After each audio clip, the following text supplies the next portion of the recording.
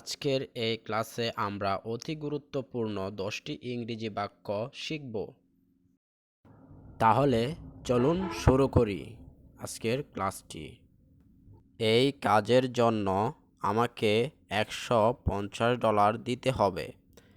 I have to pay $150 for this work. কত দিনের মধ্যে করাতে চান? How many days do you want to do? আমাকে আরও কাজের সুযোগ দেওয়ার জন্য ধন্যবাদ। Thanks for giving me more work opportunities. আমার বয়স 23 বছর। I am 23 years old. এখানে আরও কিছু যোগ করলে ভালো হয়। It is better to add more here. জার্মানিতে এখন কয়টা বাজে? What time is it in Germany? আপনার দেওয়া ভিডিও ও কাজের নির্দেশনা দেখেছি।